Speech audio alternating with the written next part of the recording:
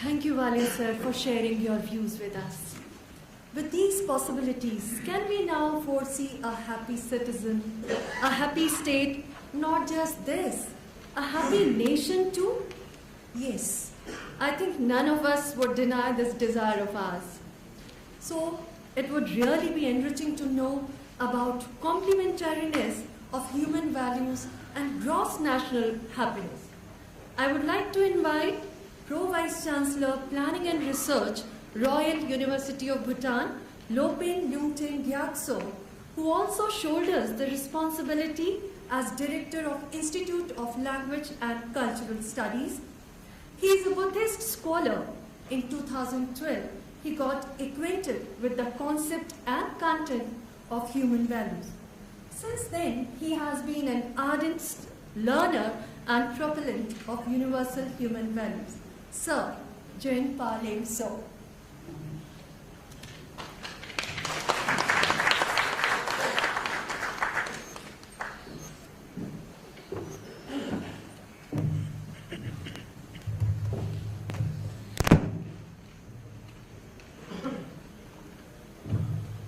Distinguished guests, eminent scholars, delegates, participants, organizers, ladies and gentlemen, good morning.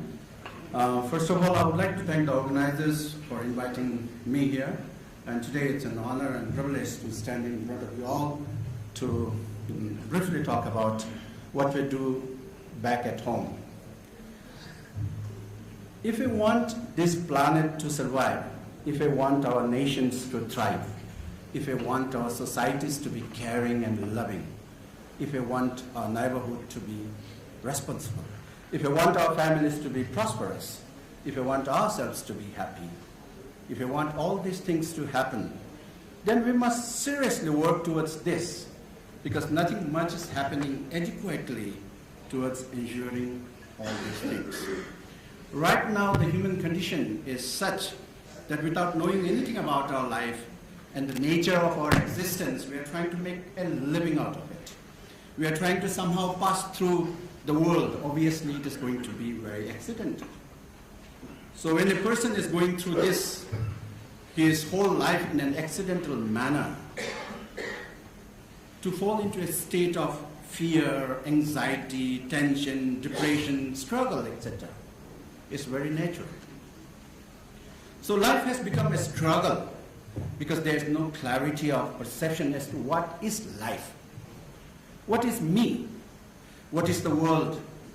What is the nature of this existence? There is no understanding at all. We will do something today, and 25 years down the line, we will say, oh, we made a mistake. We said this, it is today, and tomorrow we will say it is not.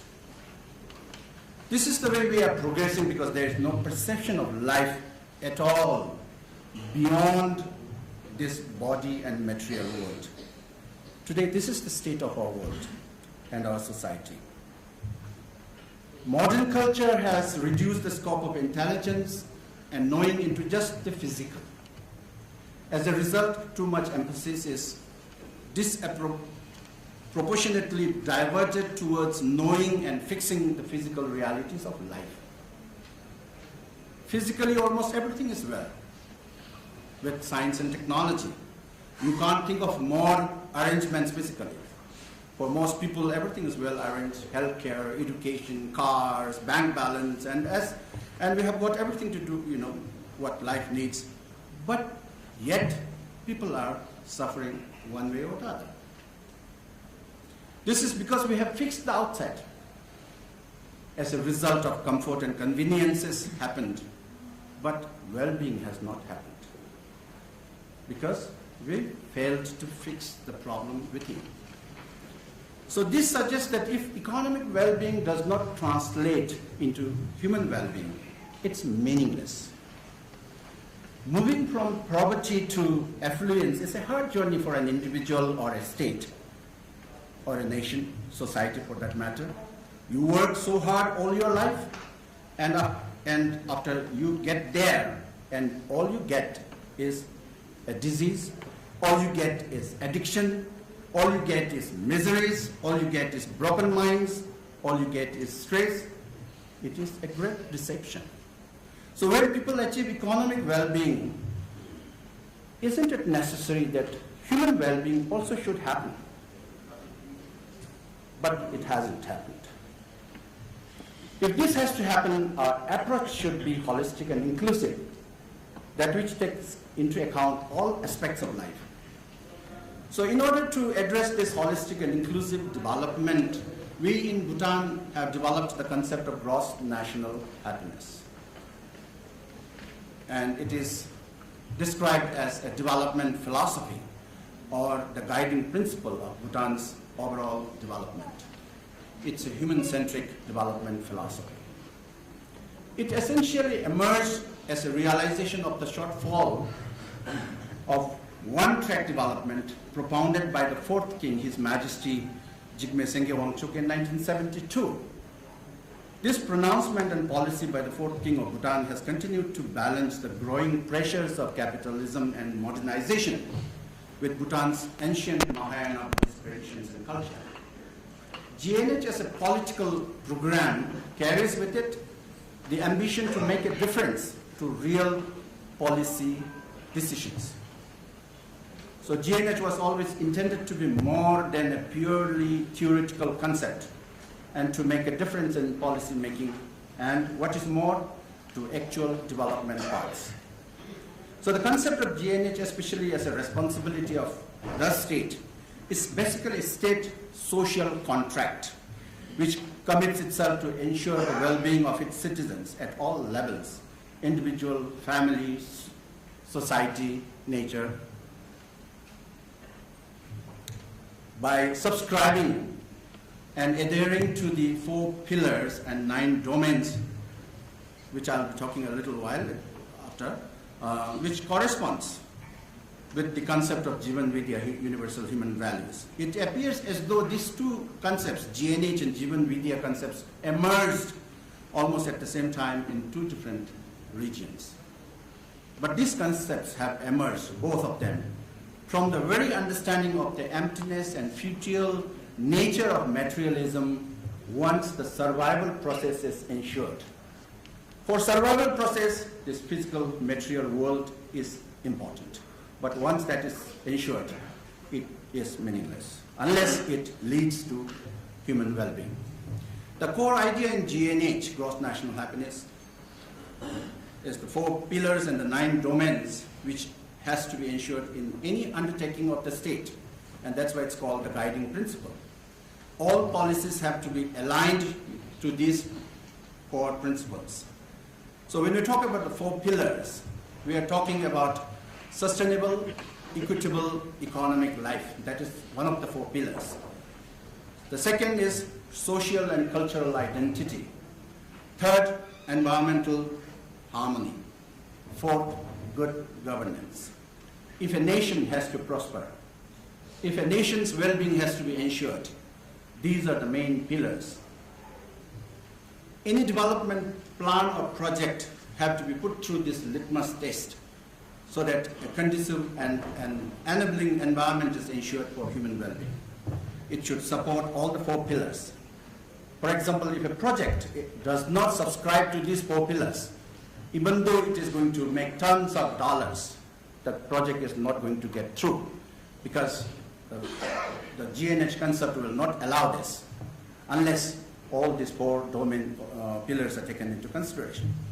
For the purposes of further analysis of GNH, the 4 pillars have been expanded into 9 domains, which are: first, standard of living, because the state has to ensure that the standard of living is up to the mark; good governance, that we have an enlightened political society; time use, because this is one thing that is missing. We are always in the race.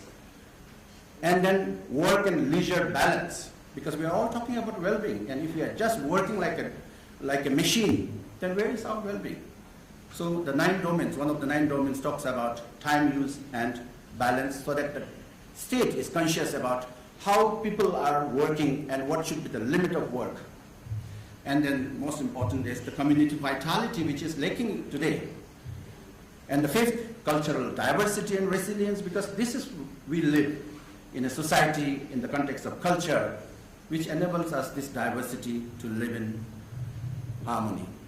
And of course, ecosystem diversity and resilience, health of the population, because the mind and body relationship very important. If you do not have a sound body, you are not happy. Therefore, health is important. Education, as the two speakers mentioned about the importance of education. But the question is, what should be the content of it, which we will be discussing later. Psychological well-being, very important, because in the modern race, in the pursuit of happiness, because we think money is going to make me happy, somebody thinks getting a job is going to make me happy, somebody thinks having a big bank balance is going to make me happy, but we undermine the psychological processes, which is very much part of our being. So these 9 domains address modern policy issues. They also balance material and spiritual concerns in a holistic manner. The unwritten constitution of early Bhutan, dating back to 1600, clearly states happiness as the center of all affairs. Happiness policy in Bhutan promoted a view of a wise ruler providing state support to citizens so that citizens may become enlightened due to Mahayana Buddhist practices. Happiness policy in Bhutan has evolved from an early Buddhist focus to a range of factors. Buddhism has rendered a framework and mandate for the rulers in Bhutan to move the entire nation towards the Buddhist path of becoming enlightened. Today, GNH principles are taught in the schools and colleges. Educating for GNH has been a buzzword and is pursued very seriously in the schools and colleges. Relatively, there has been some success, but we always felt something more could be done with our pedagogy to make it more effective to learners. We have been in the process of figuring out how to give legs to the GNH values so that the idea could walk in a more dynamic, engaging, interactive, and effective way. Fortunately, in 2012, we came across ichvhe, Universal Human Values. There you go. It was exactly what we have been exploring. Some of us looked at it very seriously and found out that the content of ichvhe, Universal Human Values, was very much identical to GNH. And as you see, both GNH and ichvhe talk about human well-being on the basis of right understanding, right feelings, and right thoughts. The 4 pillars largely focuses on the external conditions of well-being, and whereas the 9 domains focuses on the inner conditions of well-being, especially relationship and feelings in relationship, which are basically the need of the self and the need of the body. So GNH and ichvhe are complementary to each other. But the pedagogy employed by ichvhe can help GNH to be better delivered in a more scientific, rational, and organized way. For Bhutan, ichvhe is turning out to be a perfect handle for GNH to get operationalized and implemented.